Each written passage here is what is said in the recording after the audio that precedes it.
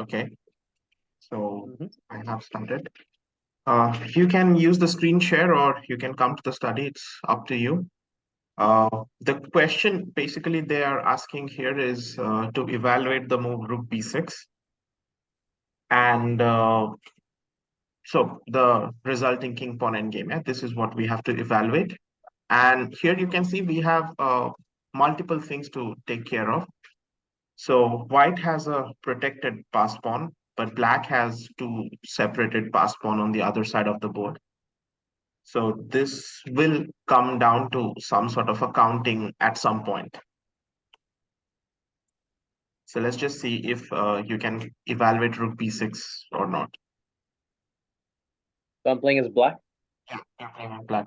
Would you like me to flip the board? Yes. Thank you. Okay.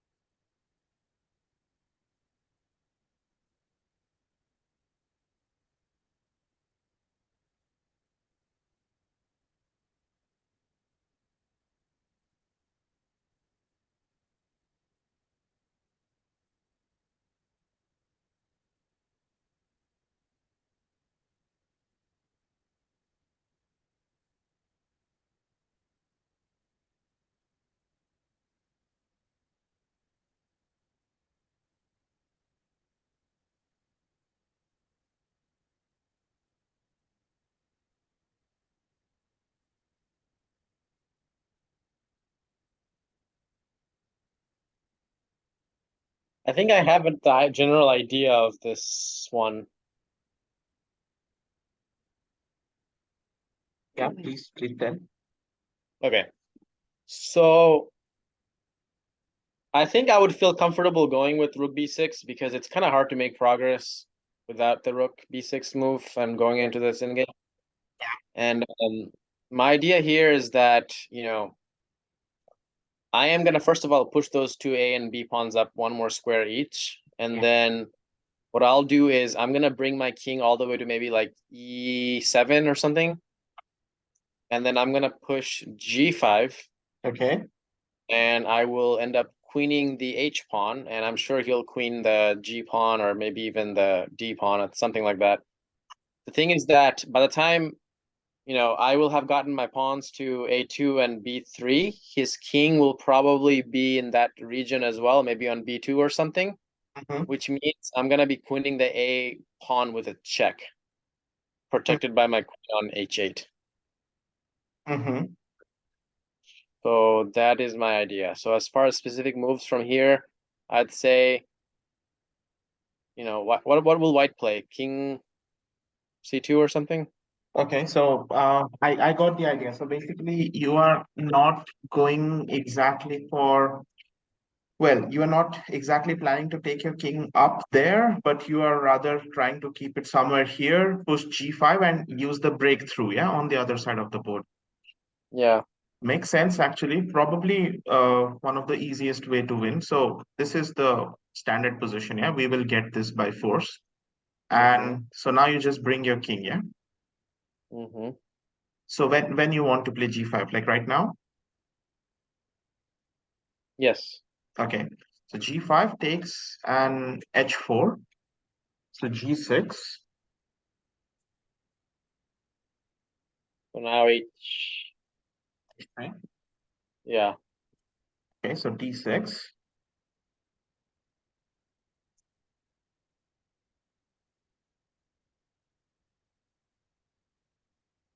Um.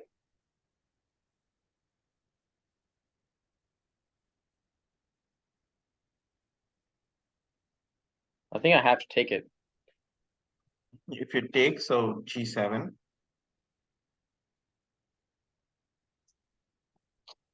Somehow I miscalculated. I was thinking that I was gonna queen first. Okay, would you like me to go back? Yeah. So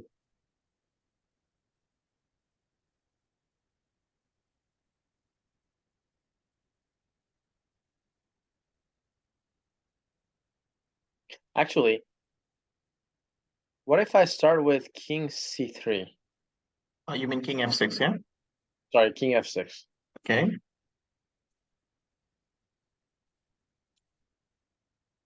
Now I play g5. takes, Takes. takes, and you're within the range, right? Right. Okay, so this is, I think, the most ideal solution in this position. You don't even have to actually calculate all these stuffs. You just bring your king to f6, play g5, and avoid all the risks, yeah, in this position. Yeah. And you pretty much win the game quite easily. I think another way to win is if you really want to play g5, make sure that white's king is on a1, yeah. Now g5 also should win. Hmm. Because when he takes, you push. So basically, you have this counting race. And important that you are not getting into any checks, but black will Hmm. give a check and also promote another queen here. Oh, was that the idea of this puzzle? Is to try to wait a tempo to get the white king on a1 first? Yes, that was one of the ideas of this puzzle. Actually, this puzzle has multiple solutions. In every solution, black wins. The way you played right now with just king f6 and g5 was the way which I also chose in this position. So I also just brought my king to f6 and played g5, because this is probably the risk-free solution, yeah? Right. Like there is nothing white can do. And so here basically it's like when he pushes the pawn, we will bring the king. And if he wastes move with his king, we push the pawn, yeah? Yeah. So white has nothing to do. I chose this one. The other way is what I told you right now. You have to put the king on d7 and just play g5, especially when his king is on a1. Like this is the ideal setup because he cannot give you any deflecting checks or anything like that. He Right. has to just take it and you just push the pawn and okay, you queen. So this is another winning solution. Now there is also another solution where after this position, you can use your king to help these pawns queen. Can you find that now? So we will ignore about so this side of the board, okay, for now. So can black use his king to promote the A or B pawns?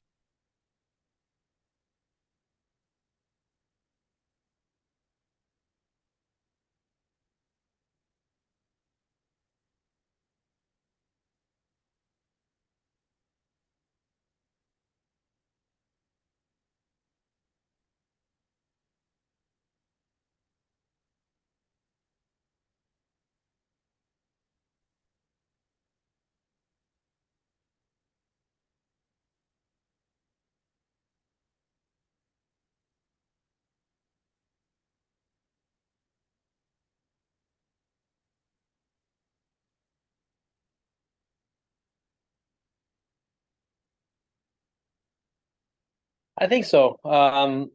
So we can start with probably king c5. King B2.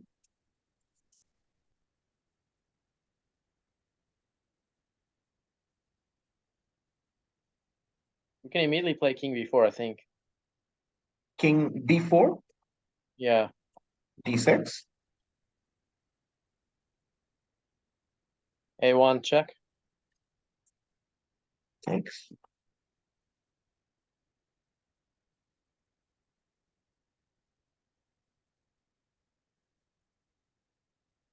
Wait, this is, yeah, I messed up. Hold on. Go Mhm. back.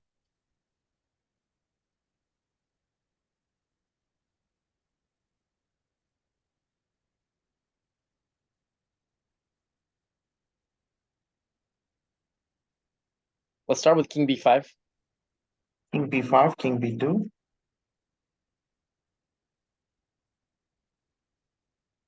King c5. King C5. King here.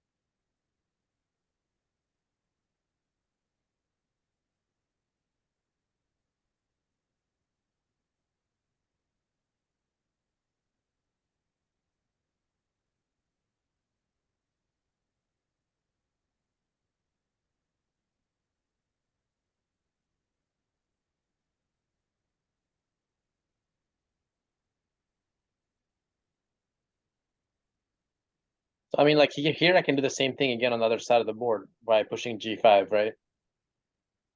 But you're saying that, Yeah, I without guess that's one solution. So basically, let's just imagine that these things don't exist in this position. Okay, gotcha.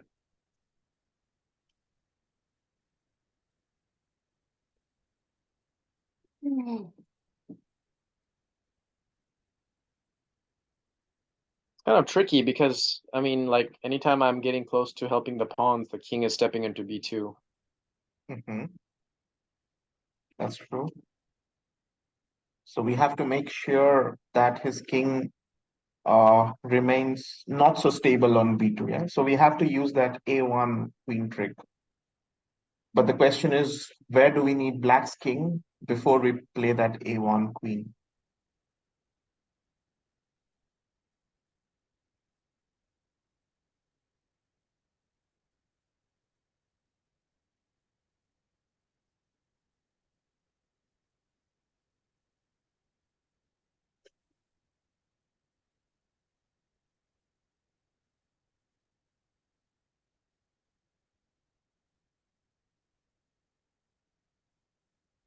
I'm not sure because even after a1 queen, the thing is that the king can just step over to b1, and I'm not sure how I'm going to Stop that. like. There's no way I can forcefully get my king to c2 Why not? because he's always stepping into b2. Okay, so what is your approach to C2? Like how you can get to C2? So you need to put your king. And Mhm, the thing is that the moment that I play, the moment that I step to the fourth rank, mhm. he's gonna start pushing the d pawn, right? Yeah. So, well, the thing, okay, no, he's not gonna do that. Sorry. The moment I step into the fourth rank, he's gonna first play king b2. Okay. That keeps me out of a3 and c3. Okay. So then I can either repeat by going back again to the fifth rank, or if I stay in the fourth, then he just starts pushing the d pawn. But So why then if I play check, a1 check, king takes, then I step into c3, he's again in time to step into b1 again. one? Yeah, that's true. But when you are on the fourth rank, in order to go to C2, you should go to the third rank, yeah? So maybe whenever white plays king B2, you should already go to the third rank.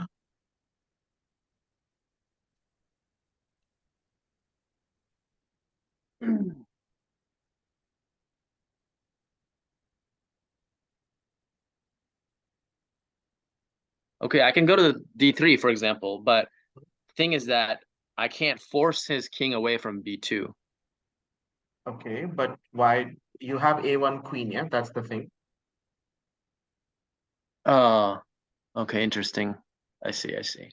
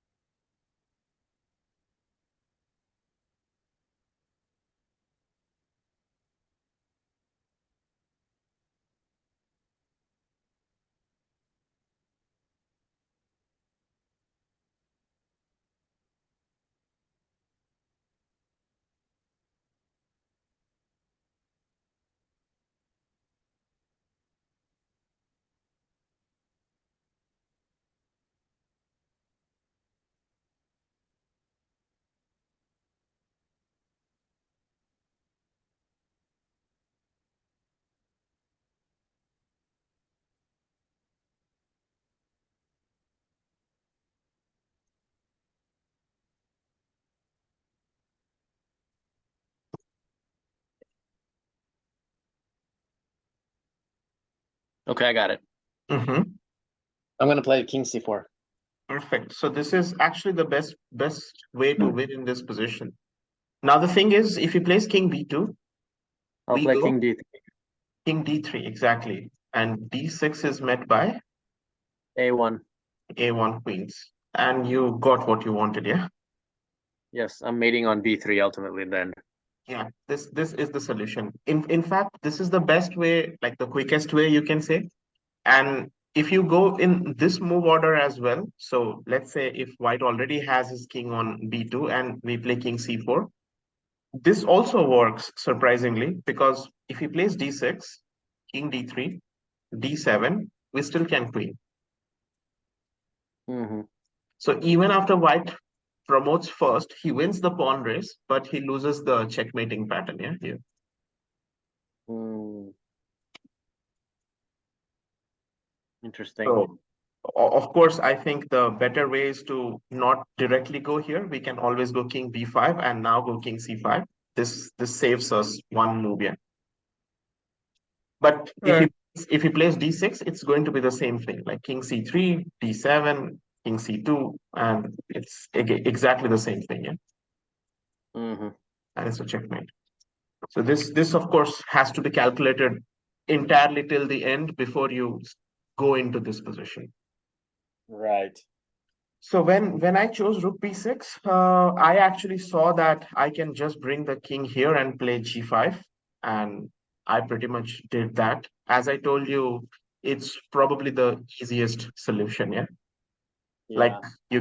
you have no risks in that position. So I just did that. But all these other ways are also winning in this position. In your game, I think if you manage to at least see one of the winning variations, you can go for it.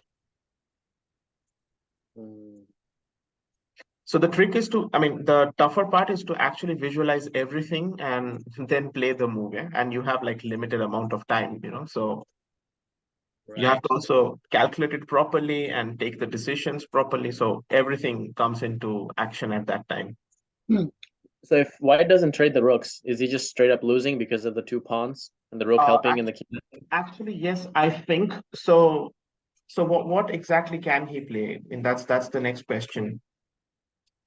I don't know. Say he tries to go after that. Rook a8, yeah.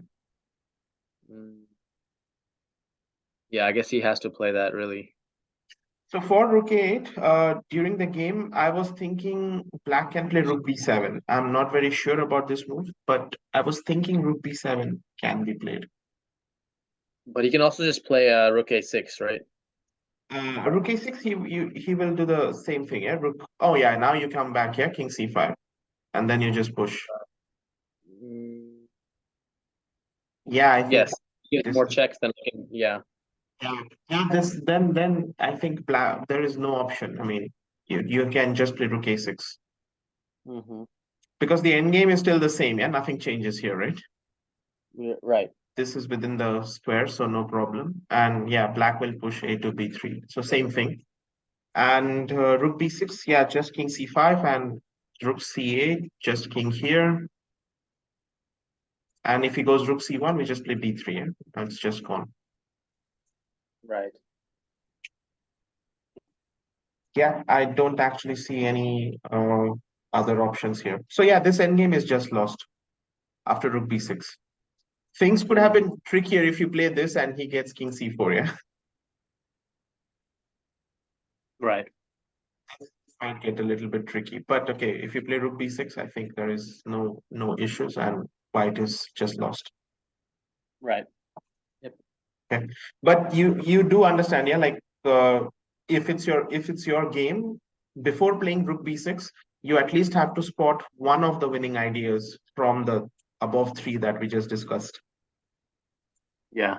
If we don't, I mean, sometimes it happens. Yeah, we just intuitively play the move that okay, we have two pass pawns, we will win, but that's Mm, when things go like slightly, wrong for mhm. us.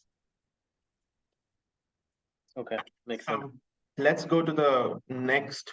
So far we have seen a lot of things with the pawns. I want to get to the king part right now.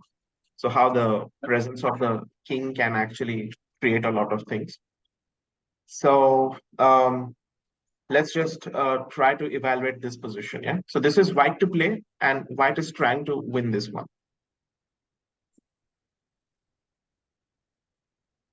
So how exactly white can win? White's only advantage is that white has an active king. That's it.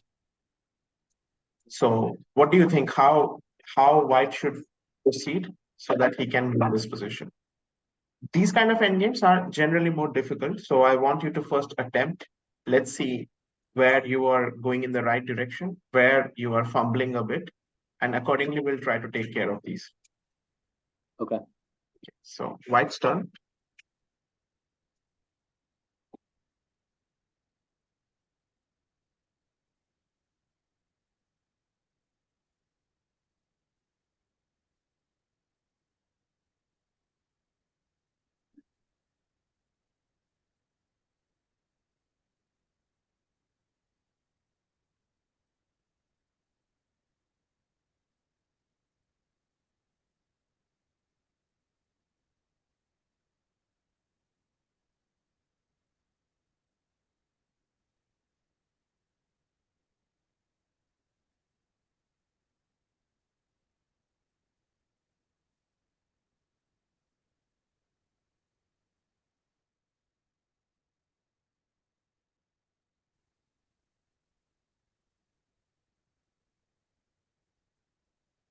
So in this game, basically, I just have to make sure that I don't lose the opposition. I think Hmm. that's the key here. So, for like first move is definitely gonna be d4 from white, but if black plays then say like g6, I have to make sure I play g3. If he Hmm. plays g5, I have to play g4. Well, if he plays g5, I guess I can just step over and take the pawn. But main thing is I have to make sure that I am not losing that opposition, that black has to move his king somewhere. Hmm. And depending on which direction he's gonna go with his king, I'm gonna take the pawn on the opposite side. Hmm. Okay. All right. So how would you start with the G pawn So uh, I'll start with d4 actually. D4? Okay. All right. So let's say so black cannot actually move any of his pawns here right now. Mm-hmm. Okay, so because if he makes like a move with the G pawn, then his king has to pretty much defend both the squares here. Mm-hmm. So white just waits with G3 and eventually he gains access to one of these squares. So Mm-hmm. that's not going to work for black. So black has to play king D7. Okay. So if he's gonna play king d7, then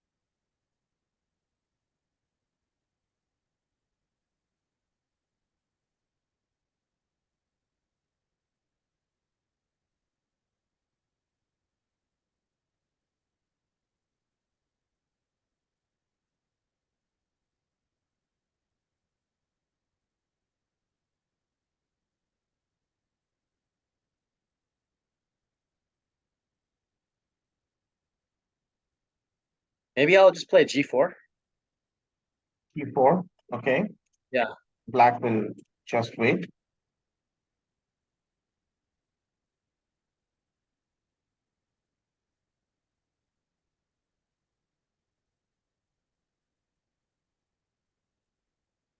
Okay, so now I'll play g5. G5. Yeah. King D7 is forced.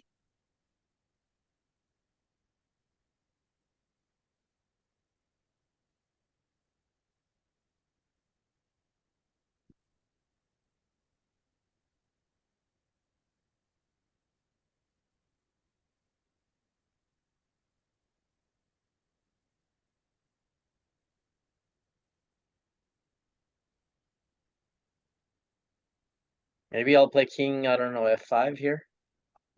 Okay. King E7.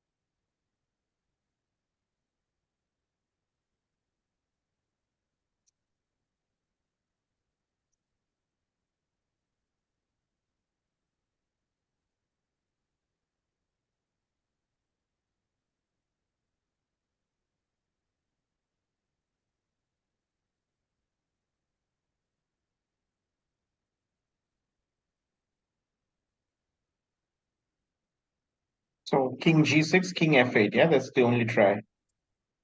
Yeah, but I don't know if I'm going anywhere with it though. Yeah, there Just is. sticks around.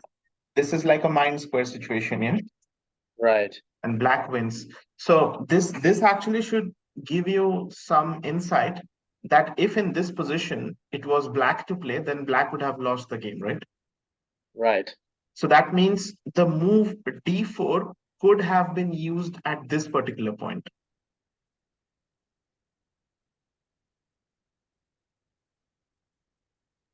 But black would have also been able to play c5 though, right? Not really. So basically, if in this position, now let's imagine, yeah, if you somehow manage to take your king to h7, he gets his king to f7, and you play g6. So he has to come king f6, and at that point you play d4. Okay, so you're suggesting that we play king f5 here? But right now, king f5, he just plays king f7. So what I'm trying to suggest is let's not make the d4 move right now. Let's keep it. So basically, we call this a reserve tempo. Yeah. So it means we hold on to this move till the last moment. So without playing d4, we can try to find some access like this. So now how to start with it, we have to decide. Like we can use a move g3 or g4 because black will anyway have, he has to go to king d7, yeah? And then we can try to enter. So let's just imagine, yeah, white plays either g3 or g4, one of these moves. Black is forced to play king d7, and then we play king f5, king e7, king g6. We will pretty much reach the same position or a similar looking position. And later on, we can use the move d4. So if he played g4, why is black forced to play d7? Why can't he just play? Oh, he can't play c5 because I'm just gonna take the pawn. Yeah. You just go here. Oh, okay, I see, I see. So now basically you have to decide which pawn move to make. So is it g4 or is it g3? And if there is any difference or not.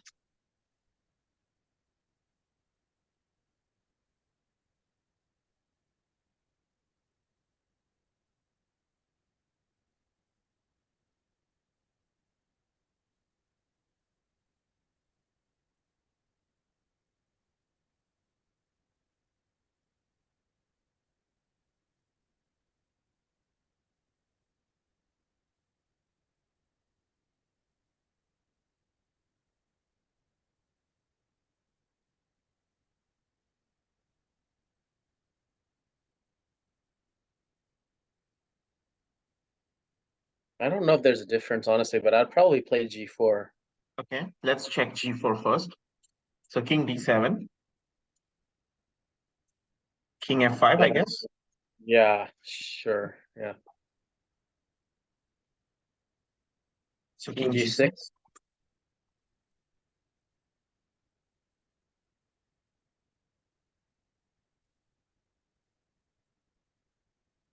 Have to play king h7 if we are trying to get anything. Okay, play king h7. King f7 is No. What if instead black plays c5 here? c5 here. Okay, so this is the appropriate moment actually. So now when you play g5, he plays king f7, yeah? Yeah. And if we play g6, king f6, so it didn't work in our favor, right? Right. So this probably means maybe it's actually a good idea to start with g3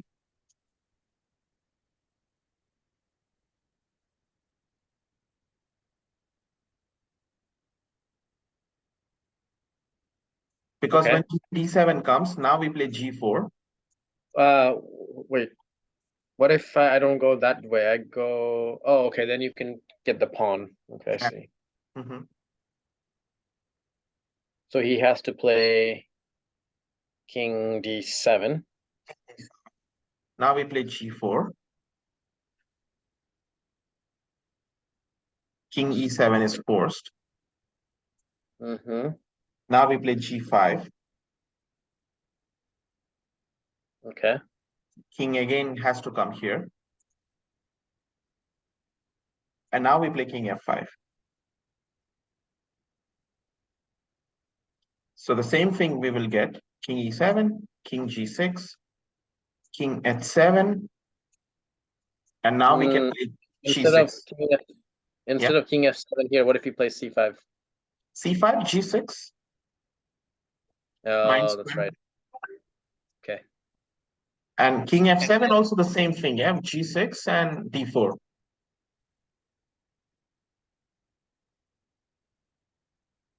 Yeah. So what if he can black ever play a g6 back way back? Like Not really. So what I felt was if he plays g6 as we just discussed previously, both these squares are getting weak, yeah. So so I I'll just think play g4 here. yeah, just g4 Well, g4. or d4. I mean, I think g4 is probably slightly better. Mm-hmm. So now we have to calculate a pawn race, but I'm pretty sure white will be much faster. Yeah. So let's say black plays this. So if we go for this pawn race here right now. So you can see black needs 1, 2, and 5 more moves. White just need 5 more moves here. Can you backtrack for a second? I missed a couple of moves. Yeah. Yeah. So So from so king f7, for example. Mhm. So now we have to calculate a pawn race. Yeah. So white will go here, here, and he needs like 1, 2, 3, 4, 5. So 7 moves basically white needs. Yeah. Black, on the other hand, will need 1, 2, 3, 4, and then 5 more moves. Yeah. So 9 moves. Yeah. So white should be winning in the pawn race. Yeah. We don't even have to calculate actually. Got it. Yeah. So g6 is never possible. That's the whole point. I see. Okay. So now if that's the question, we can also try probably g4. So you can see in this situation, here if we play g5, it is somehow not working for us, yeah, because black has the opposition here, right?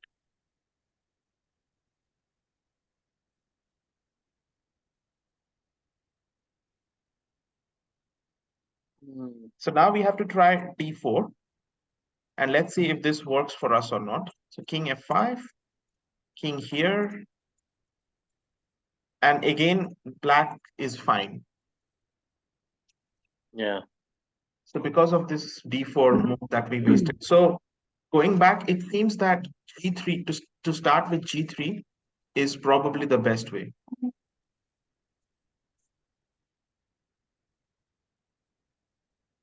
So what can we learn from this puzzle besides like being able to calculate all this? I understand the value of calculating and things like that, but is there any principles or Two any kind of two big important takeaways from this? yeah, two important principles actually. First one is whenever you have an extra tempo, yeah, like this situation, yeah, when you have a move like d4. So this is like a reserve move, yeah. You can play this move anytime you want. So the first thing is we need to not waste that move instantly. We should keep that with us till the end of the position. Second thing is whenever it's a king pawn endgame situation, we always have to consider the advancement of the pawns, 1 square and 2 squares. It keeps on changing. Yeah, some position g3 is winning, some position g4 will be winning. And apart from that, I think the most important thing is when you have an active king, even if the material is equal, not to easily settle down for a draw. Yeah, you have to look for winning ideas This because idea of this idea of holding back the move d4, doesn't that violate the principle that in the end game you should be as soon as possible you should try to push your pawns as far down the board as possible and keep your opponents from coming down as far as possible? uh, Like, isn't stopping c5 one of the major like principled ideas in positions like this? yes, but not exactly in this position because c5 is not really a threat for us, first of all. Like, Playable, right? Because we we, can just take it. yeah, we can just play king d5. And second of all, Um, when you said that we should push your pawns like as forward as possible, yeah. Hmm. This has actually, different interpretations, because in a king pawn endgame, if you push your pawns as forward as possible, and there is a chance of a pawn race happening, so basically you are making your opponent's task pretty easy. Yeah? So just hypothetically speaking, yeah, let's just say g4. So let's just say g5, and let's just say something like king here, and you also push the pawn here, right? So imagine, yeah, now if you are going to enter a pawn race, don't you think black will easily play this and he will instantly capture this and try to push his pawn? Yeah. So not always this general rule is appropriate, that we must push our pawns as much as possible, because if we push it too forward and we get a pawn race situation, we end up making it easier for our opponent.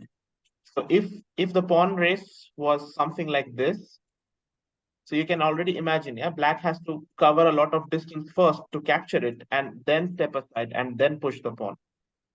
Hmm.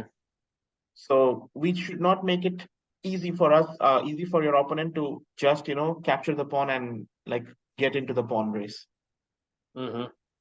So that's why we should avoid making unnecessary pawn moves as well, even if it's the king pawn only. Right. But yeah, the most important thing about this position was actually to keep the king on e5, and at the right moment, use the mind square idea to win this one. Right. But the whole concept was to realize that even when the material is equal in a king pawn endgame, an active king can pretty much decide the whole game. Got it. Okay, because this position, generally when anybody starts to calculate a little bit, I think the first thing he calculates is d4, because d4 and black has no moves, and they go for this variation, yeah. Right. And just to realize that this doesn't work, like black is able to defend this right on time. Yeah, that makes sense. Okay, but Yeah. this is just the, I think I would say this is just the introductory position of the active king situation. There are a few more difficult ones as well, so I'm gonna put it anyway. So maybe you can solve it right now, maybe we can like you can take it as your self work as well. Okay. So this is actually a position which I like so much. Anytime I see this one, like I really like to actually calculate, this position basically. So the position is black to play and win. Okay. So how can black win this position? So here you can see material is equal. The activity of king is also, not very clear, yeah. Yeah.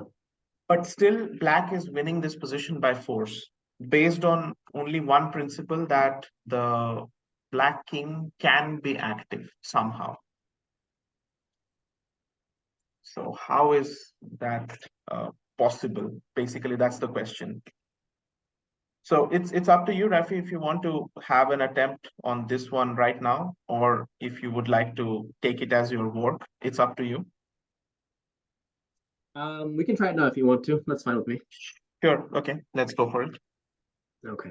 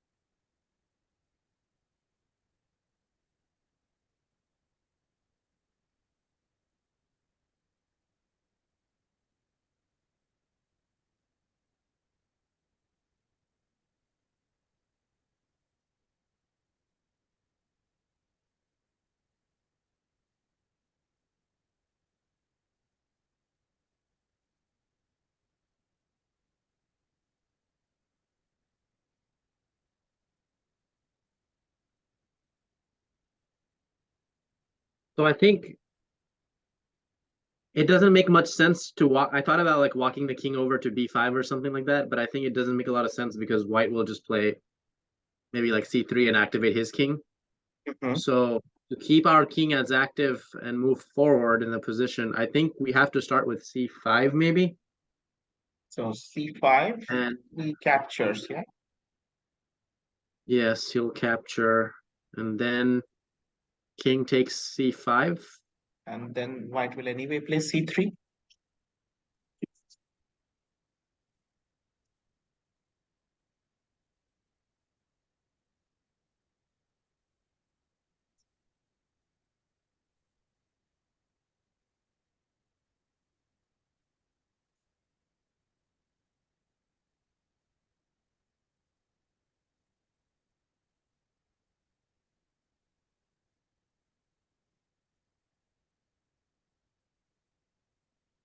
I have to take it Okay, pretty so much. king takes. Then you can see white has the outside pass pawn, yeah? Yeah, it looks like he's gonna win this actually. Yeah, Yeah. so white will win this.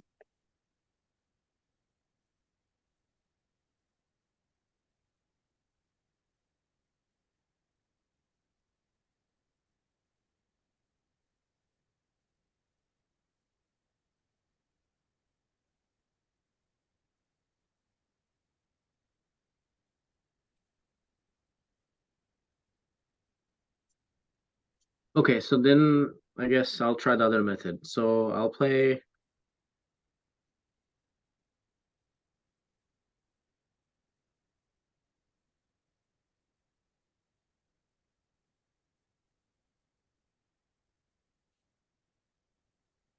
king c7, c3,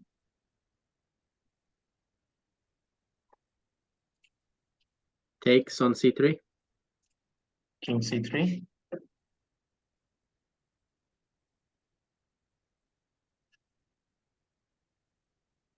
king b6. king b4,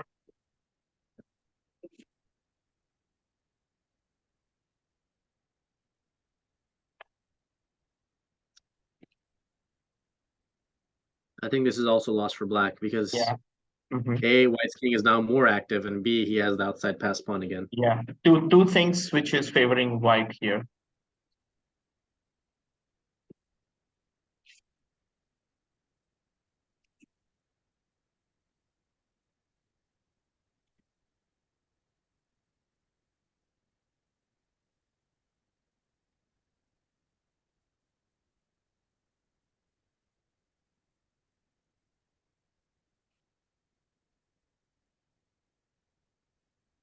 I don't know. I'm not sure really. Okay, so king c7 is of course the solution, but we have to understand why that is the solution, yeah? So how active king can be actually very powerful. So king c7, c3 is the only move to play in this position, yeah? There is nothing else. Else black will just go like this. So c3, and anyway black plays king b6.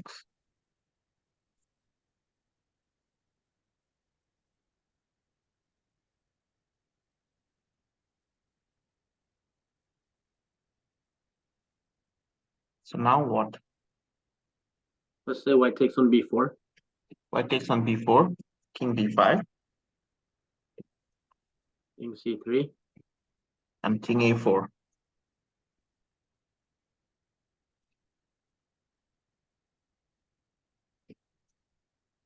Hmm.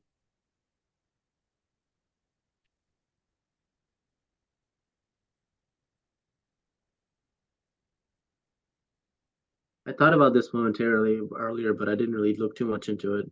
Hmm. Okay.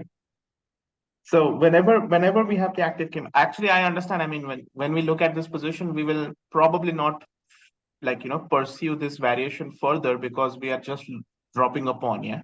And Right. white anyway has the outside pass pawn. I But thought that he would just be able to protect it with a3, and that's then an end of that. But I didn't calculate this out to where the king just keeps moving forward.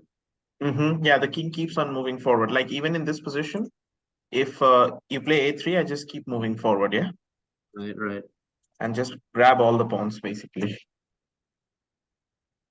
Yep. Yeah, and this is actually winning for black. So the interesting variation in this is like in this position, your outside pass pawn is still under control because I will just go and grab the pawn and can come back, yeah. Yeah. And white actually does not have enough waiting moves as well. So for example, let's say he plays something like this and this. So of course I can capture this. I can also come back here on the other side. So that's the biggest advantage of having an active king. Right. Makes sense. Now, both these positions are actually designed just to give you the feeling that even in the most uncomfortable looking situations, you can actually use the activity of your king to win the game. Makes sense.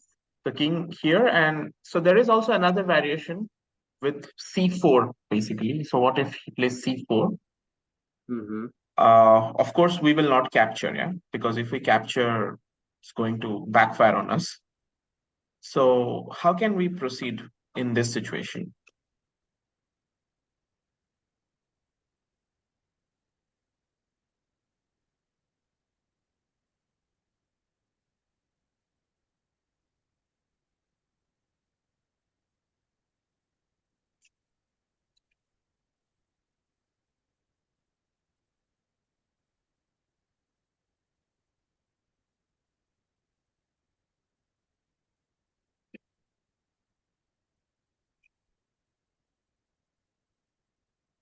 Maybe we'll do the same thing again. King b6. King b6. So c5 makes no sense, yeah, just king d5. So he will take. I take back. King to c2. King a5. Yes, perfect. I think king a5 has to be the key move in this position, not king b5, yeah, when king b3 was possible. Right. But we play king a5. So now king b3 is not possible. Black takes the opposition and enters here. Again, the king becomes active. So king b2.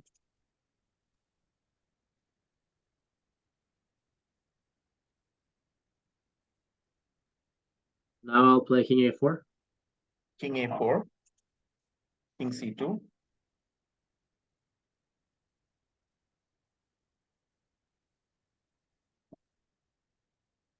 King a3. King a3. King b1. Push the pawn.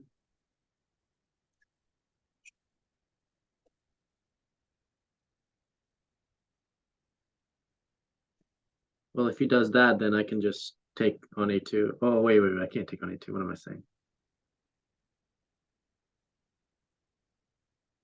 Check. Check. King b1.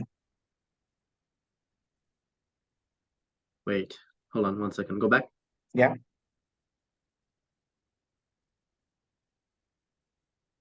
This is interesting. Okay, I think I understand. I need to play king b4 here. Yes, just king b4.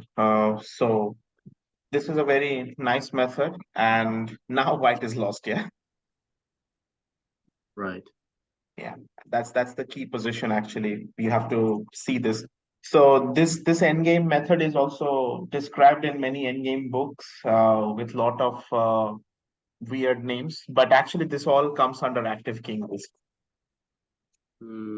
Interesting. But this is actually very like very critical, yeah, to find this and then again b3. So and then again just king b4 or king a4, Yeah. both wins actually. But yeah, this is the best. Okay, so now, so these two positions were, as I said, just specifically designed so that anybody who is going through this can actually understand that activity of king practically takes a lot of importance in the king pawn endgame. Right. Okay, but keeping that in mind, if we go back to the position that we saw, so you can actually see that in this position, it's not just the king, like also the pawns also have their own values, Right. So king pawn in game, we always have to check out both of these things. And this is where the task gets more difficult, when you have to actually put a value on your king's activity and your pawn's positions. So trying to use both of these things leads to like more complicated positions, at least. Mhm. But we have to slowly approach it. I mean, we cannot jump to the complicated ones right now. So active Right. king, and we already have discussed the pawns. Now we are discussing the active king. Soon we will start discussing the practicality of these two things because that's what happens in the games. Yeah. Mhm. But by the Yeah. way, this position is actually a practical position. So this happened in one of the games, by the way. Not my game, but this happened in one of the Grandmaster games. Yeah, I mean, I can definitely see this stuff happening This one, yeah? for sure. Easily, yeah, easily this position can happen. Yeah, this actually happened from a very regular looking game, and White actually kind of thought that this is easily drawn, or at least if Black tries something, he will just play c3 and win the game, yeah, basically. Mm-hmm. But it backfired because he missed this king activity idea. Interesting. Yeah. Okay, perfect. So I think, Rafi, we can finish for today, but I Okay. will be adding the examples for you to look at, which we will be Okay. discussing the next time. Okay. Okay, Sounds good, man. Thank you. Thank you so much. perfect. All When right. you get a chance, send me the recordings also. Yes, I will send today's the entire one and yesterday's as well. Okay. Perfect. Okay. Sounds good, man. Thank Okay. you. Thanks, Rafi. See you then. Okay. Okay. Talk Yeah. to you soon. Bye. Bye. Yeah. Bye.